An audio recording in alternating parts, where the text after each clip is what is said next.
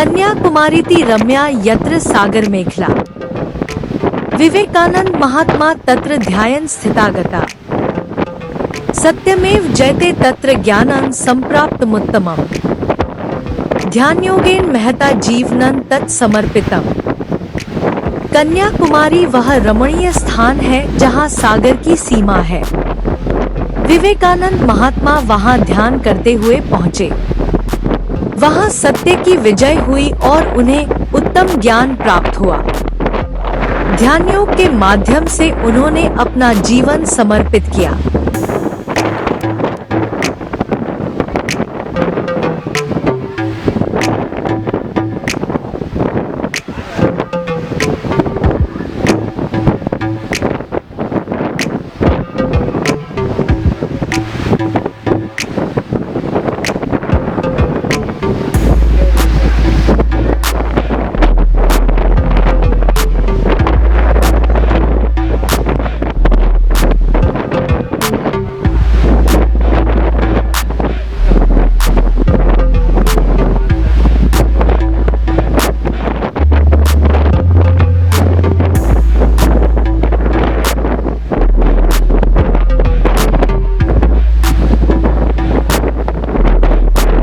नमस्कार, स्वागत है आपका हमारे चैनल में। आज हम आपको लेकर चलेंगे उस ऐतिहासिक और प्रेरणादायक स्थल की यात्रा पर जहां स्वामी विवेकानंद ने ध्यान किया था, कन्याकुमारी के समीप स्थित विवेकानंद स्मारक शिला। सर्वतीर्थ में पुण्या कन्याकुमारी प्रतिष्ठिता। सागर से तटे रम्या देवी कन्याकुमारी। कन्याकुमारी सभी तीर्थों से युक्त पवित्र स्थान है। सागर के तट पर स्थित यह रमणीय स्थान देवी कन्याकुमारी का निवास स्थान है। कन्याकुमारी का त्रिवेणी संगम, जहां बंगाल की खाड़ी, अरब सागर और हिंद महासागर मिलते हैं, एक अद्वितीय दृश्य प्रस्तुत करता है। यह स्थान धार्मिक और प्राकृतिक दृष्टिकोण से अत्यंत महत्वपूर्ण है।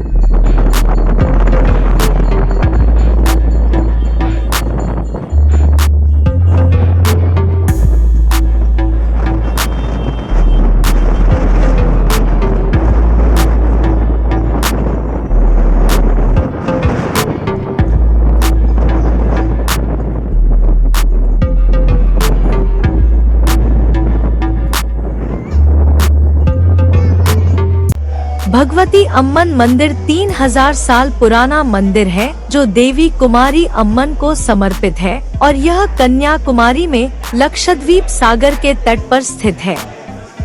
कुमारी अम्मन देवी के रूपों में से एक हैं, जिन्हें कुमारी भगवती अम्मन के नाम से जाना जाता है। यह मंदिर भगवान परशुराम द्वारा निर्मित पहला दुर्गा मंदिर है और 108 शक्तिपीठों में से एक है। इसका उल्लेख रामायण, महाभारत और पुराणों में मिलता है। ऐसा माना जाता है कि सती के शव का दाहिना कंधा और रीढ़ यहाँ गिरी थी, जिससे इस क्षेत्र में कुंडलिनी ऊर्जा की उपस्थिति हुई। देवी कन्याकुमारी एक किशोर बालिका के रूप में महादेवी की अभिव्यक्ति है। देवी श्री बाला को भद्रा या श्री बाला के नाम से भी जाना जाता है। उन्हें शक्ति, आदि पराशक्ति देवी के नाम से जाना जाता है। भगवती कुमारी अम्मन मंदिर कन्याकुमारी, तमिलनाडु में भारत की मुख्य भूमि के दक्षिणी सिरे पर बंगाल की खाड़ी, अरब सागर और हिंद महासागर के संगम पर स्थित है। उन्हें कन्या देवी और देवी कुमारी सहित कई अन्य नामों से भी जाना जाता है। उनके भक्तों द्वारा उन्हें देवी भद्रकाली के अवतार के रूप में भी पूजा जाता है। कहा जाता है कि ऋषि परशुराम ने इस मंदिर की प्रतिष्ठा की थी। ऐसा माना जाता है कि देवी मन की कठोरता को दूर करती हैं। जब भक्त भक्ति और ध्यान के साथ देवी से प्रार्थना करते हैं तो आमतौर पर उनकी आंखों में या यहाँ तक कि उनके मन में भी आंसू आ जाते हैं। 3 समुद्रों के संगम पर भूमि के सिरे के पास भगवान गणेश का मंदिर है, जिसे मंदिर में प्रवेश करने से पहले अवश्य देखना चाहिए। कुछ लोगों का मानना है कि भगवती कुमारी अम्मन मंदिर से संबंधित भद्रकाली मंदिर शक्तिपीठ है। अपने गुरु श्री रामकृष्ण परमहंस के निर्देशानुसार स्वामी विवेकानंद देवी का आशीर्वाद लेने के लिए दिसंबर 1892 में यहाँ आए थे। यही वह समय था जब उन्होंने आम भिक्षुओं की तरह निष्क्रिय रहने के बजाय मिशनरी कार्य को उच्च स्तर पर ले जाने का निर्णय लिया। कन्याकुमारी वह देवी है जिन्होंने अत्यंत कठिन तपस्या करने वाले बाणासुर जैसे राक्षसों का वध किया था। वैष्णव संत बदिराजा तीर्थ ने अपने तीर्थ प्रबंध में कन्याकुमारी को लक्ष्मी के रूप में वर्णित किया है, जो बाणासुर का वध करने के लिए अवतरित हुई थी। देवी कन्याकुमारी का उल्लेख रामायण, महाभारत और संगम कृतियों मणिमेकलाई, पुराणुरु और नारायण, महानारायण, उपनिषद, कृष्ण यजुर्वेद की तैत्तिरीय संहिता में एक वैष्णव उपनिषद में किया गया है। यह मिथक प्रागैतिहासिक तमिल काल का है। जन्म से राक्षस बाणासुर इस देश का शासक था। वह बहुत शक्तिशाली राजा था। उन्होंने कठोर तपस्या की और भगवान ब्रह्मा से वरदान प्राप्त किया कि उनकी मृत्यु केवल एक किशोर लड़की के द्वारा ही होगी। भगवती कुमारी अम्मन मंदिर 52 शक्तिपीठों में से एक है। ऐसा माना जाता है कि सती के शव की पिछली रीढ़ यहाँ गिरी थी, जिससे इस क्षेत्र में कुंडलिनी ऊर्जा की उपस्थिति हुई। गर्भगृह में प्रवेश पश्चिमी द्वार से होता है। पूर्वी दरवाजा साल के कुछ खास दिनों में ही खोला जाता है, जैसे थाई महीने की अमावस्या के दिन, जुलाई में आदि, कार्तिका, नवरात्रि के दौरान और कार्तिकेय के महीने में कुमारी के मंदिर संकल्पम में अनुष्ठान के लिए। बाल देवी बालंबिका की कल्पना देवी कात्यायनी के रूप में की जाती है, नवदुर्गा में से एक है। भक्त उन्हें भद्रकाली के रूप में भी पूजते हैं।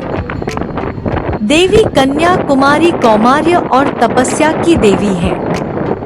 यह परंपरा है कि पुराने समय में लोग यहीं से मठ की दीक्षा लेना चुनते थे। मंदिर के अनुष्ठानों को शंकराचार्य के ग्रंथों के अनुसार व्यवस्थित और वर्गीकृत किया जाता है। मंदिर के अंदर अन्य आकर्षण पथला गंगा तीर्थम, काल भैरव मंदिर है। काल भैरव भगवान शिव का एक उग्र रूप है, जो हर चीज यानी काल या समय को ही नष्ट कर देता है। 51 शक्तिपीठों में से प्रत्येक के भीतर एक काल भैरव मंदिर है, जो मंदिर की रक्षा करता है। कन्याकुमारी मंदिर में काल भैरव का नाम निमिषा और शक्ति का नाम सार्वणी है, और शुचिंद्रम के शक्तिपीठ में काल भैरव का नाम सहार और शक्ति का नाम नारायण है। ये दोनों शक्तिपीठ पूरे दक्षिण एशिया के 51 शक्तिपीठों में से एक है। यहाँ देवी की सहेलियाँ और युवावस्था में सहेलियाँ विजय सुंदरी और बाला सुंदरी के मंदिर भी हैं।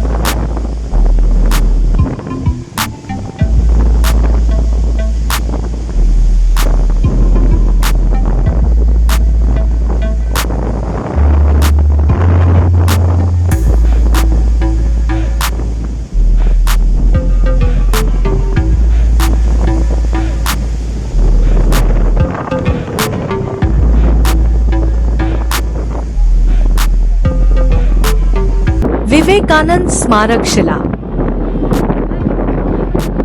विवेकानंद स्मारक शिला उस शिला पर बना है जहां 1892 में स्वामी विवेकानंद ने ध्यान किया था।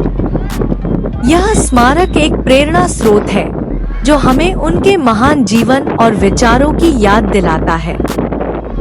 इस शिला पर ध्यान करते हुए स्वामी विवेकानंद ने अपने जीवन का महत्वपूर्ण निर्णय लिया, विश्व धर्म महासभा में भारत का प्रतिनिधित्व करना। उन्होंने यहाँ से प्रेरणा पाई और पूरी दुनिया को भारतीय संस्कृति और अध्यात्म का संदेश दिया। समुद्र तट से 50 फुट ऊंचाई पर निर्मित यह भव्य और विशाल प्रस्तर कृति विश्व के पर्यटन मानचित्र पर एक महत्वपूर्ण आकर्षण केंद्र बनकर उभर आई है। इसे बनाने के लिए लगभग 73,000 विशाल प्रस्तर खंडों को समुद्र तट पर स्थित कार्यशाला में कलाकृतियों से सज्जित करके समुद्री मार्ग से शिला पर पहुंचाया गया। इनमें कितने ही प्रस्तर खंडों का भार 13 टन तक था। स्मारक के विशाल फर्श के लिए प्रयुक्त प्रस्तर खंडों के आंकड़े इसके अतिरिक्त हैं। इस स्मारक के निर्माण में लगभग 650 कारीगरों ने 2081 दिनों तक रात दिन श्रमदान किया। कुल मिलाकर 78 लाख मानव घंटे इस तीर्थ की प्रस्तर काया को आकार देने में लगे। स्मारक को प्रतिष्ठित किया और इसका औपचारिक उद्घाटन 2 सितंबर 1970 को भारत के राष्ट्रपति श्री वी गिरि ने किया।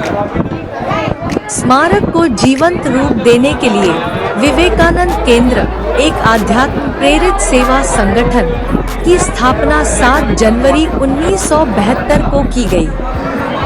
विवेकानंद केंद्र के हजारों कार्यकर्ता जनजातीय और ग्रामीण क्षेत्रों में शिक्षा एवं विकास, प्राकृतिक संसाधन विकास, सांस्कृतिक अनुसंधान, प्रकाशन, युवा प्रेरणा, बच्चों के लिए संस्कार वर्ग एवं योग वर्ग आदि गतिविधियां संचालित करते हैं।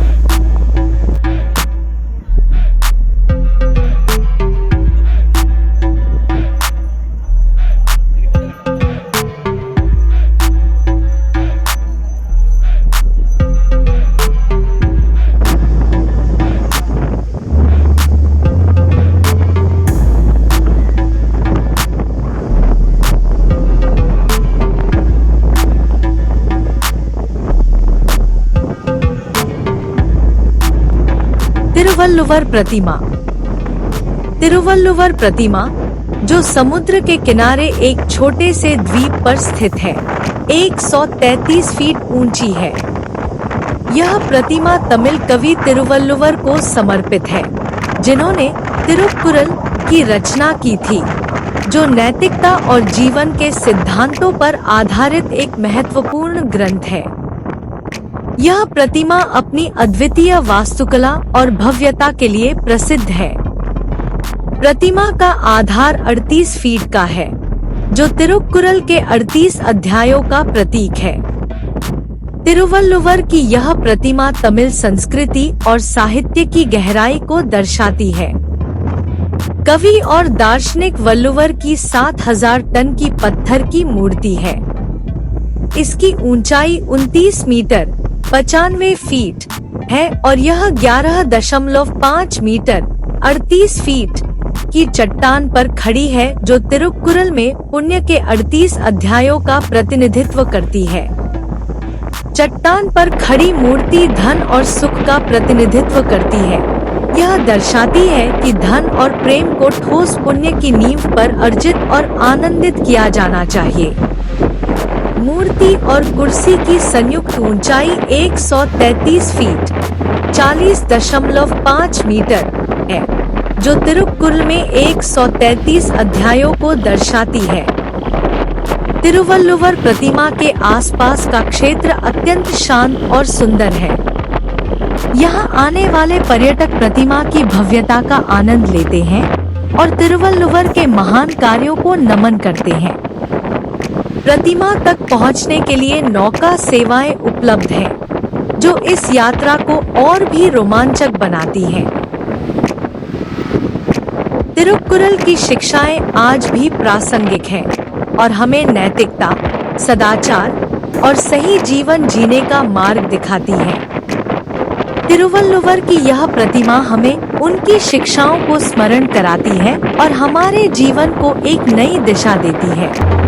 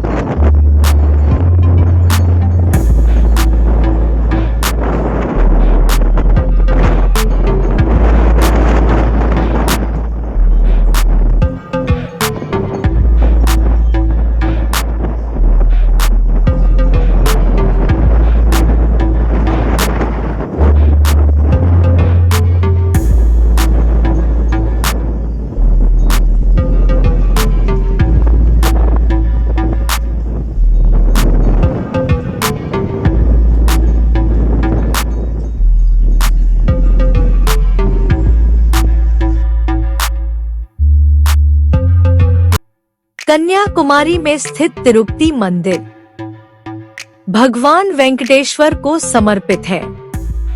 यह मंदिर अपनी शांति और भव्यता के लिए श्रद्धालुओं के बीच अत्यधिक लोकप्रिय है।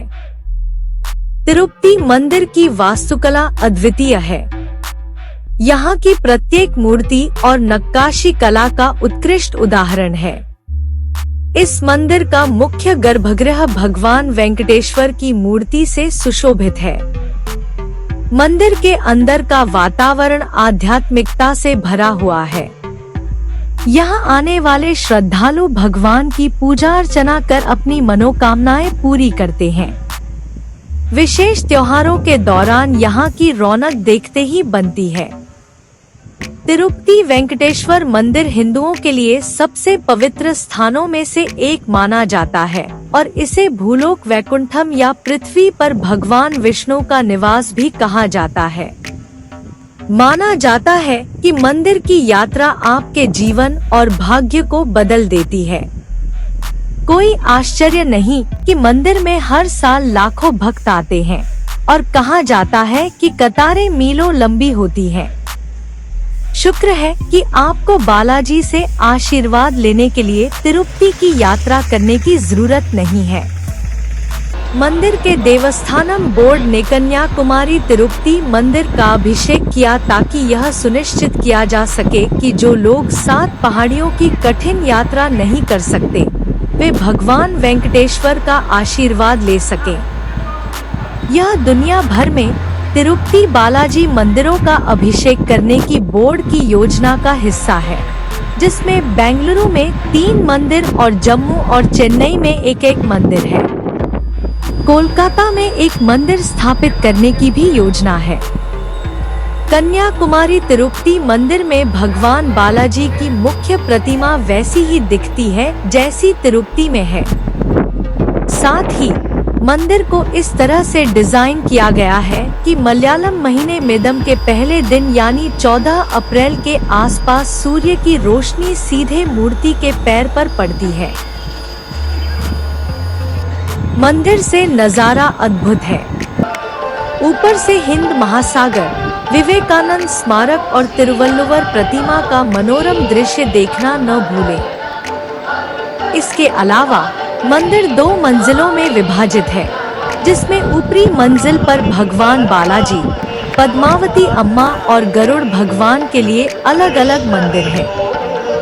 निचली मंजिल में रसोई, पुजारियों के लिए आवासीय क्वार्टर और सहस्रदीप आकर्षण मंडपम है।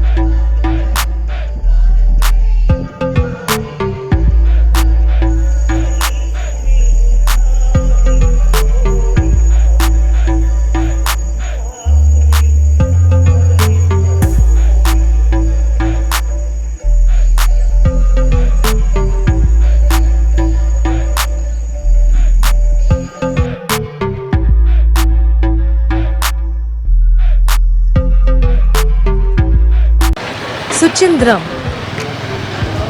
का मुख्य आकर्षण है थानुमालायण मंदिर, जिसे सुचिंद्रम अंजिनेयार कोविल भी कहा जाता है। यह मंदिर अपनी अद्वितीय वास्तुकला और धार्मिक महत्ता के लिए प्रसिद्ध है।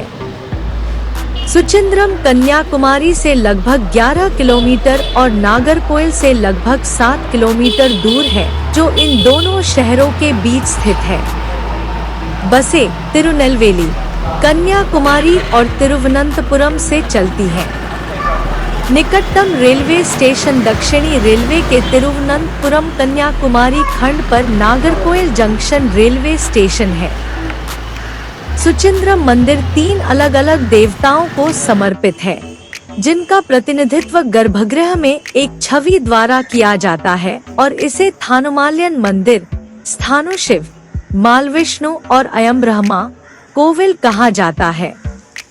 यह मंदिर मूर्तिकला और वास्तुकला में समृद्ध है और इस मंदिर में आने वाले आगंतुक को सैकड़ों साल पुरानी ऐसी उत्कृष्ट कला के दर्शन का भरपूर आनंद मिलता है। इस मंदिर का प्रवेश द्वार दूर से ही दिखाई देता है, क्योंकि यह 134 फीट ऊंचा है। टॉवर का मुख हिंदू धर्म ग्रंथों की मूर्तियों और प्रतिमाओं से ढका हुआ है। मुख्य प्रवेश द्वार के सामने एक ढका हुआ क्षेत्र है और प्रवेश द्वार खुद ही लगभग 24 फीट ऊंचा है, जिसमें एक सुंदर नक्काशीदार दरवाजा है। मंदिर की बाहरी दीवार के साथ साथ केवल एक गलियारा है, जिसमें आंतरिक क्षेत्र में कई मंदिर और मंडप हैं। यह मंदिर वैष्णव और शैव दोनों को बड़ी संख्या में आकर्षित करता है। मंदिर परिसर के भीतर विभिन्न देवताओं के लगभग 30 मंदिर, गर्भगृह में बड़ा लिंगम, बगल के मंदिर में विष्णु की मूर्ति और उत्तरी गलियारे के पूर्वी छोर पर हनुमान की एक बड़ी मूर्ति हिंदू देवताओं के लगभग सभी देवताओं का प्रतिनिधित्व करती है। थानुमालायन मंदिर की वास्तुकला अद्भुत है। यहाँ की प्रत्येक मूर्ति और नक्काशी कला का उत्कृष्ट उदाहरण है। इस मंदिर का मुख्य गर्भगृह भगवान शिव, विष्णु और ब्रह्मा को समर्पित है, जो इसे अन्य मंदिरों से अलग बनाता है। मंदिर में काफी मूर्तियां और कलाकृतियां हैं। उत्तरी गलियारे से सटे अलंकार मंडपम में 4 बड़े स्तंभ हैं, जिनमें से प्रत्येक छोटे स्तंभों के एक समूह से बना है, जो सभी एक ही पत्थर से तराशे गए हैं। इन बड़े स्तंभों में से 2 में 33 छोटे स्तंभ हैं और अन्य 2 में 25 से 25 छोटे स्तंभ हैं। ये प्रसिद्ध संगीत स्तंभ हैं। इनमें से प्रत्येक छोटे स्तंभ को टैप करने पर एक अलग संगीत नोट निकलता है। दुर्भाग्य से इन स्तंभों को बर्बरता से बचाने के लिए लोहे की ग्रिल से घेरा गया है। अलंकार मंडपम से बाहर निकलते ही आप हनुमान की एक विशाल आकृति के सामने आ जाते हैं। यह आकृति 18 फीट ऊंची है और विश्वरूपम को दर्शाती है। मंदिर में हर खंभे और पैनल पर अन्य नक्काशी और मूर्तियां हैं, जो आंखों और कल्पना के लिए एक दावत है। किंवदंती। इस स्थान का नाम सुचिंद्रम स्थल पुराण से पड़ा। हिंदू पौराणिक कथाओं के अनुसार देवों के राजा इंद्र को मंदिर में मुख्य लिंग के स्थान पर एक श्राप से मुक्ति मिली थी। माना जाता है कि सुचिंद्रम में सुचि शब्द संस्कृत के अर्थ शुद्ध करना से लिया गया है। तदनुसार इंद्र को हर दिन आधी रात को अर्धजामा पूजा या पूजा करने के लिए मंदिर जाना चाहिए। एक अन्य किंवदंती के अनुसार ऋषि अत्रि और उनकी पत्नी अनसुया ज्ञानारण्य में रुके थे। ऋषि अनसुया अपने पति के प्रति अत्यधिक समर्पित थी। हिंदू धर्म की त्रिमूर्ति अर्थात ब्रह्मा, विष्णु और शिव अपने दिव्य कार्य से उनका नाम अमर बनाना चाहते थे। वे ब्राह्मण भिक्षुक के रूप में ऋषि के आश्रम में आए। अनसुया ने उनके साथ अत्यंत सावधानी से व्यवहार किया। ब्राह्मणों ने एक शर्त रखी कि वे उनका आतिथ्य स्वीकार करेंगे, लेकिन शर्त यह है कि वे नग्न अवस्था में बाहर आएंगी। अपनी पवित्रता की शक्ति से उन्होंने तीनों को छोटे बच्चों में बदल दिया और उन्हें अपना स्तन दूध पिलाया। पार्वती, सरस्वती और लक्ष्मी त्रिदेवों की पत्नियां के कहने पर अत्रि अपने पतियों को उनके मूल रूप में वापस लाने के लिए आश्रम लौट आए। अनसुया ने तुरंत उनकी आज्ञा का पालन किया और बच्चों को उनके मूल रूप में वापस कर दिया। त्रिदेवों ने दंपत्ति को उनकी भक्ति के लिए आशीर्वाद दिया। तीनों तीन लिंगों के रूप में प्रकट हुए और जिस स्थान पर दंपत्ति ने त्रिदेवों की पूजा की उसे मंदिर माना जाता है। थानुमालयन मंदिर का इतिहास और पौराणिक कथा भी अत्यंत रोचक है। कहा जाता है कि इस मंदिर का निर्माण पांड्य और चोल राजाओं के शासनकाल में हुआ था। यहाँ के प्रत्येक पत्थर में इतिहास की एक कहानी छिपी है। सुचिंद्रम थानुमालयन मंदिर न केवल एक धार्मिक स्थल है, बल्कि यह एक सांस्कृतिक धरोहर भी है, जो हमें भारतीय इतिहास और धार्मिकता की गहराइयों में ले जाता है।